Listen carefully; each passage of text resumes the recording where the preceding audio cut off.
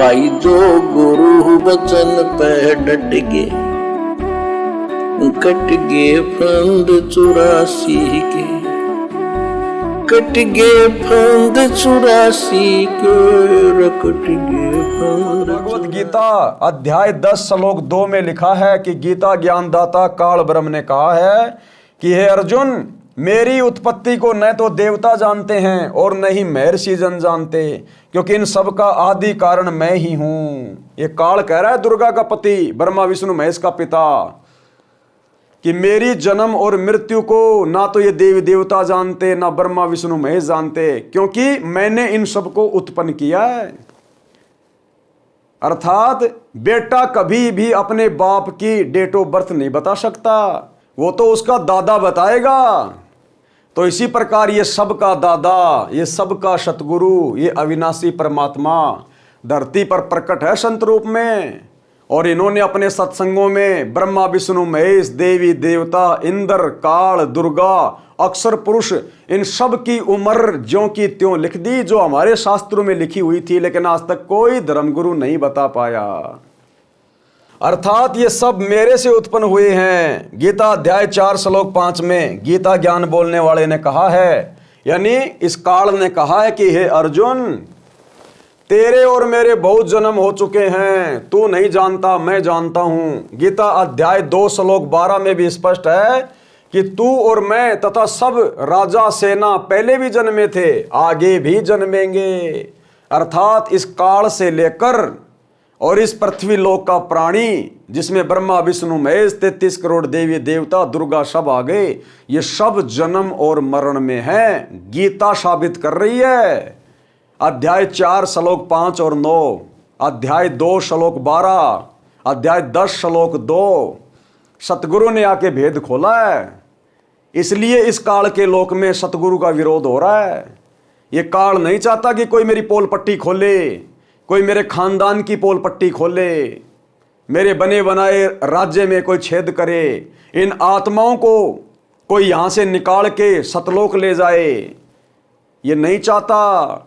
ये काल कौन है, क्या इसको श्राप लगा हुआ है, क्यों ये हमें जन्मता है, क्यों मारता है, क्या इसका स्वार्थ है, ये सारी बातें जब आप सृष्टि रचना पढ़ेंगे, यूट्यूब पर सर्च करेंगे सृष्टि रचना सतगुरु रामपाल जी, आपकी आंखें खुल जाएंगी। हमारे ही धर्मशास्त्रों से हिंदू, मुस्लिम, सिख, ईसाई, इन सभी धर्म ग्रंथों से प्रमाण दिए हैं सतगुरु ने। हमारे धर्म की पुस्तकों में लिखा हुआ, लेकिन आज तक कोई साधु संत शंकराचार्य नहीं बता पाया। गीता अध्याय 14 श्लोक 3 में गीता ज्ञानदाता ने कहा कि हे अर्जुन, मेरी प्रकृति अर्थात दुर्गा तो गर्भ धारण करती है। ये काल क्या कह रहा है गीता का ज्ञान देते समय अर्जुन को, श्री कृष्ण जी के शरीर में भूत की तरह प्रवेश करके क्या कह रहा है कि मेरी प्रकृति अर्थात दुर्गा तो गर्भ धारण करती है। अर्थात मैं दुर्गा के साथ में पति पत्नी मिलन करके, सेक्स करके मैं इन ब्रह्मा विष्णु महेश की उत्पत्ति करता हूं, इनको पैदा करता हूं मैं। लेकिन इस भेद का ब्रह्मा विष्णु महेश को भी नहीं पता है। क्यों नहीं पता, ये आप सृष्टि रचना में पढ़ेंगे।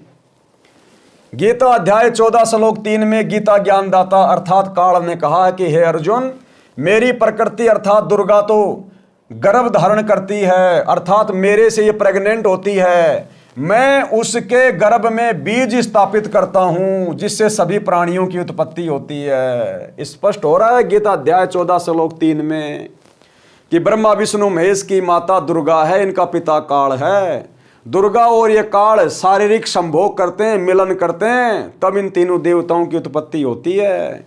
और हम इन्हीं को भगवान मान के पूज रहे थे। ये हमारे धर्म गुरुओं की अज्ञानता थी, लेकिन परमात्मा ने सारा भेद खोल दिया। अब आके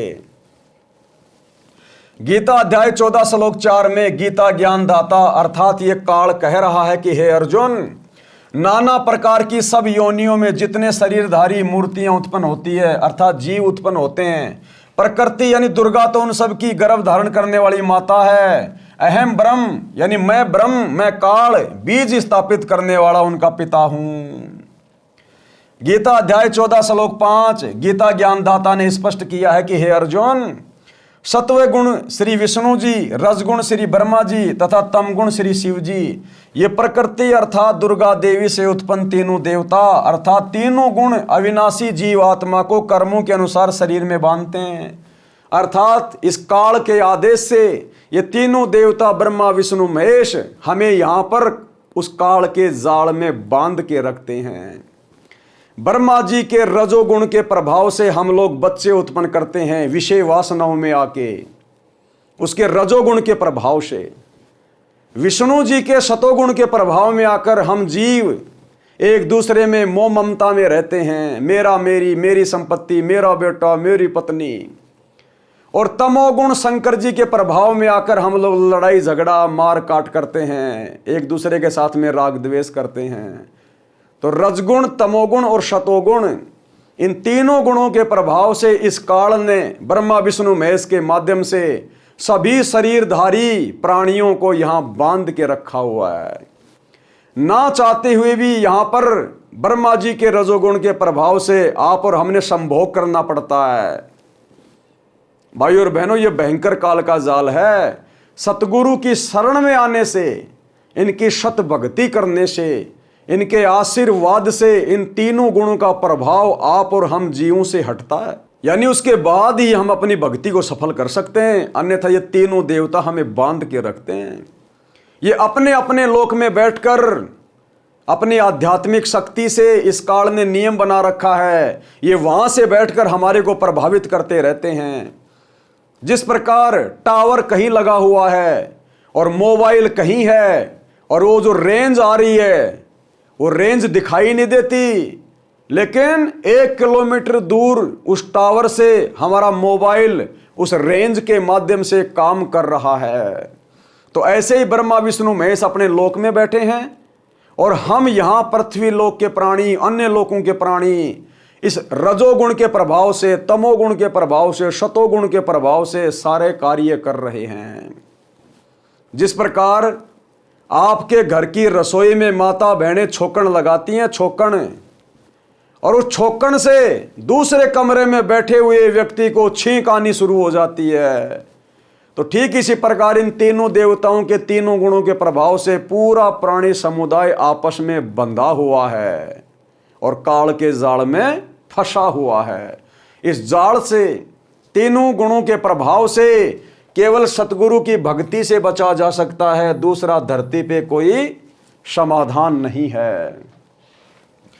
उपरोक्त प्रमाणों से स्पष्ट हुआ कि उपरोक्त देवता नाशवान हैं तथा काल ब्रह्म की संतान है, यानी काल की संतान है ये तीनों देवता ब्रह्मा विष्णु महेश। जो गुरु बचन पे डट के कट गए फंद 84 के, कट गए फंद 84 के, कट गए फंद 84 के।